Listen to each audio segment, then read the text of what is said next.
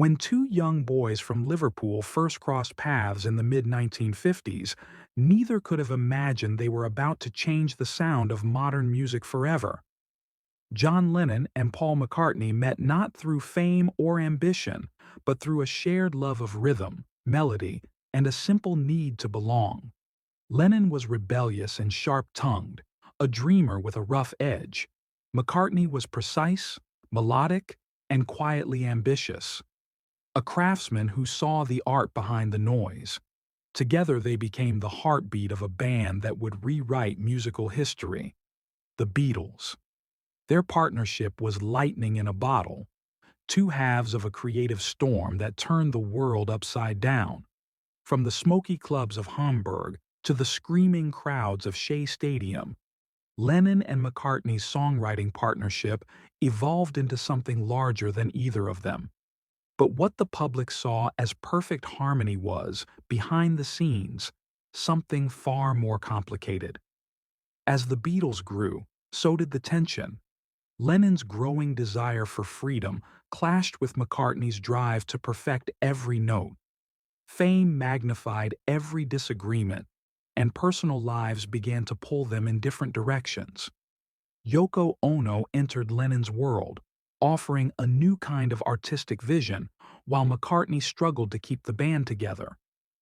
By 1970, the Beatles had become too big, too heavy, and too fragile to survive. The breakup wasn't a clean split. It was public, messy, and emotional. Lawsuits flew, harsh words made headlines, and the two former partners seemed worlds apart. Yet even amid the bitterness, their bond never truly disappeared.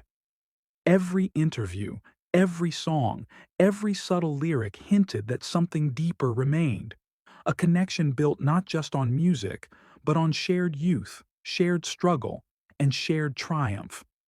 By the late 1970s, both men had carved their own paths. Lennon stepped back from fame, devoting his time to family and peace. McCartney continued to write, record, and tour, carrying the weight of the Beatles' legacy on his shoulders.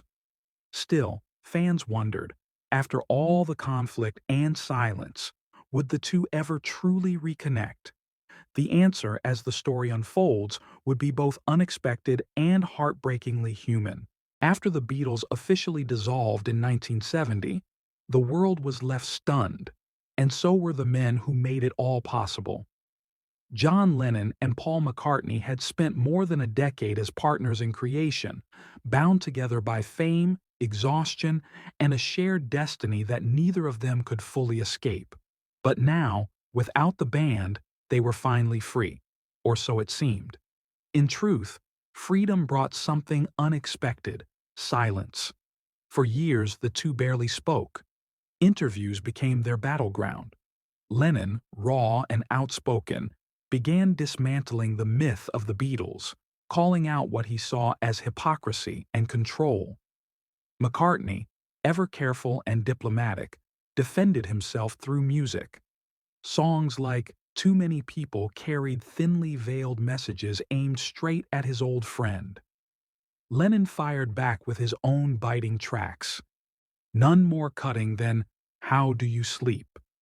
A public declaration of frustration that played like a letter never meant to be read aloud. The world watched in fascination. Two men who had once finished each other's lyrics were now exchanging barbs through melody. The bond that had built Yesterday, Imagine, and Hey Jude seemed shattered. And yet, beneath the sharp words and proud distance, both knew the truth. They understood each other in ways no one else ever could. By the mid-1970s, time began to soften the edges. Lennon had withdrawn from the spotlight, retreating into a quiet domestic life in New York with Yoko and their young son, Sean. McCartney, meanwhile, had formed Wings, eager to prove that he could thrive without the Beatles' shadow. Success followed him, but so did the ghost of what once was. Interviews would often circle back to John, and no matter how McCartney tried to move forward, the world refused to let the past rest. It wasn't anger that kept them apart anymore. It was life. different countries, different rhythms, and the lingering uncertainty of how to reconnect after years of silence. Lennon later admitted that, despite everything, he often thought about Paul, even singing along when McCartney's songs came on the radio. "I kind of admire the way he does things," Lennon once said quietly in an interview. "It's just different from mine." Two legends, once inseparable, now drifting in parallel, aware of each other's presence but separated by pride, distance, and time. But that distance was about to close in a way no one expected. By 1976, something in the air began to change. Years of tension had slowly given way to reflection. The anger that once fueled headlines had dulled, replaced by nostalgia, and maybe even longing. For John Lennon and Paul McCartney, the silence had lasted long enough. Their story, it seemed, wasn't meant to end in bitterness. The reunion didn't happen on a stage or in front of flashing cameras. It happened quietly, in a New York apartment, far from the noise of the world that once followed their every move. McCartney had dropped by unexpectedly, visiting Lennon at the Dakota, the iconic building that would later become forever linked to Lennon's fate. What started as an awkward conversation quickly turned warm, filled with laughter, memories, and the kind of unspoken understanding that can only exist between two people who've lived through the same storm. There were no reporters, no press statements, just two old friends talking about life, about music, about everything and nothing. Lennon, who had retreated from fame to focus on his family, seemed relaxed. McCartney, always the one chasing the next melody, was simply glad to see the man who once finished his sentences without trying. According to those close to them, that night was filled with both humor and honesty. They joked about their old arguments, replayed stories from their touring days, and even toyed with the idea of writing together again, though both knew the weight of history made that complicated. As the night drew on, Lennon reportedly turned to McCartney and said, almost offhand, "Think about me every now and then, old friend." Simple words, but they carried the weight of years. It wasn't an apology, and it wasn't a goodbye. It was an acknowledgement, a recognition that, despite everything, their bond had never been broken. The rivalry, the distance, the press-fueled feuds, none of it mattered in that moment. What remained was friendship, stripped bare of ego or fame. They hugged, shared a few last laughs, and promised to stay in touch. Neither man could have known that it would be the last time they'd meet face to face. But in that small moment of peace, after years of chaos, it felt like something long overdue. A quiet reconciliation that needed no audience. And yet, the story didn't end there. Because not long after came one final connection, a phone call that would become even more haunting with time.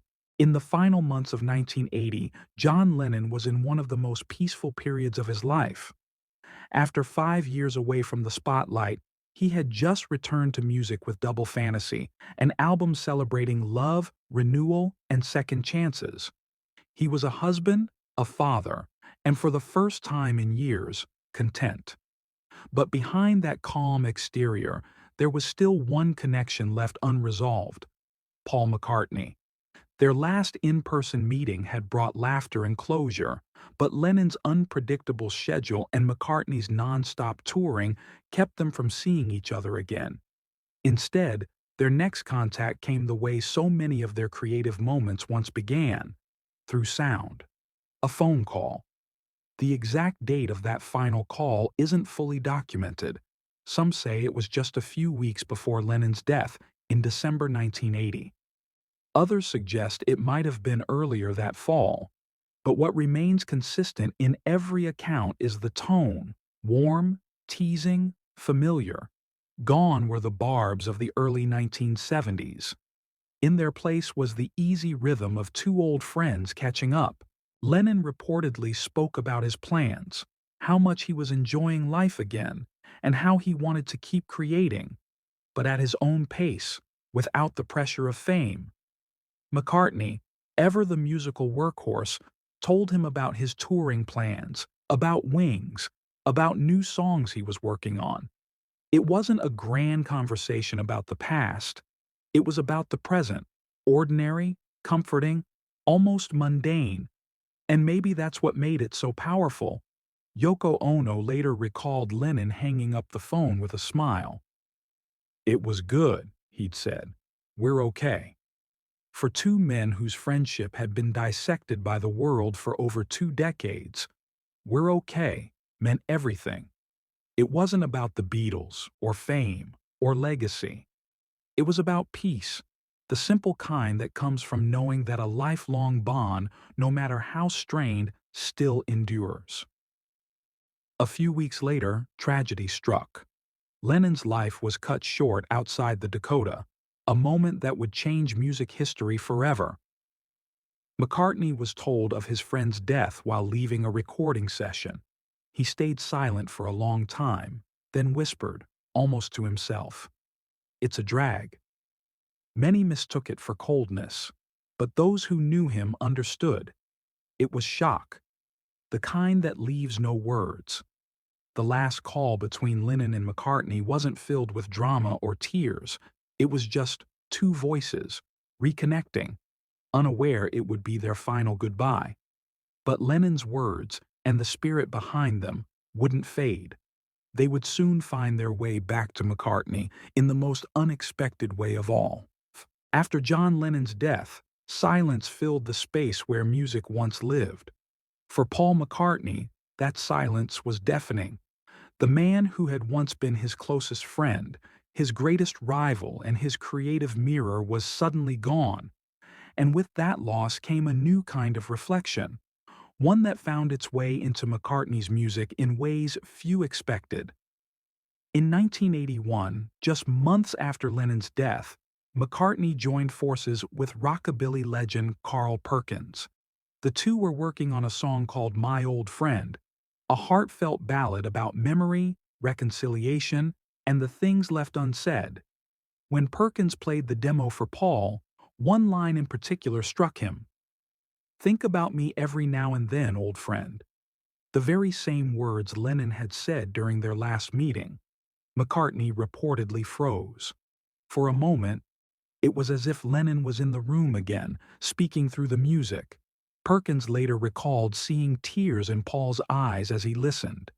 It wasn't just coincidence. It felt like a message.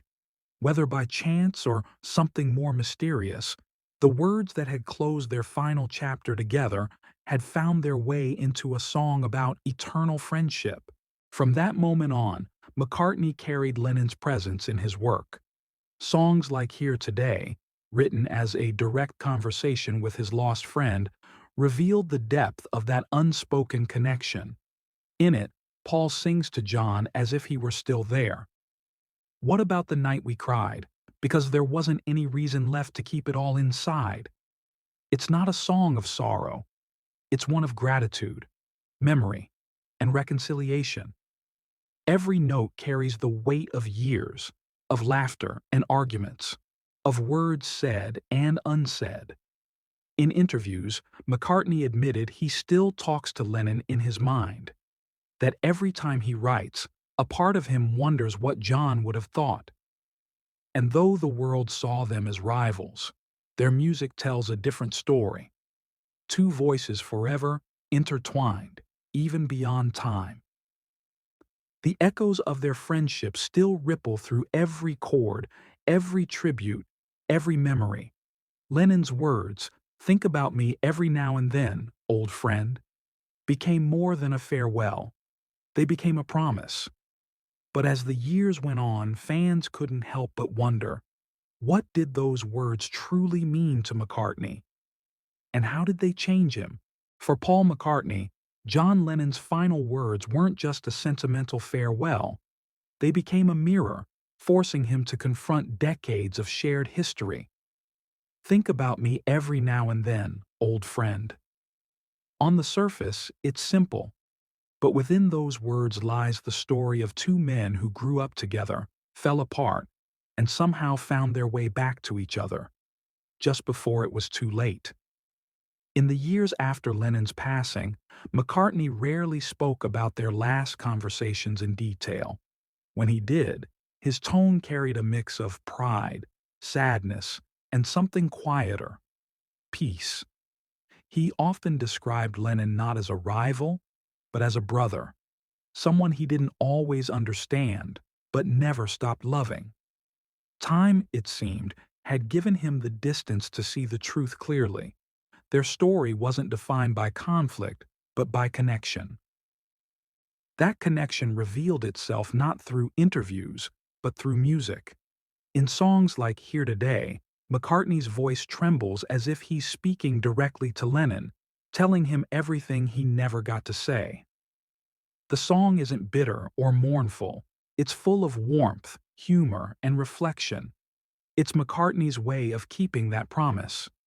To think of his old friend and to carry him forward through melody. What makes those last words so haunting is their ordinariness. Lennon didn't end with grand poetry or philosophical musings. He spoke like a friend saying goodbye after a casual evening, unaware that it would be the final one.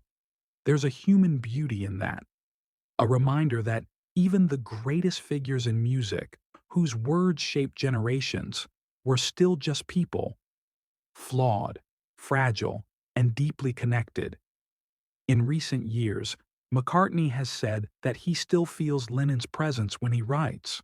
Sometimes he imagines John sitting beside him, joking, criticizing, or laughing the way he always did. "I'll write something and think, oh, he would have loved that," McCartney once said.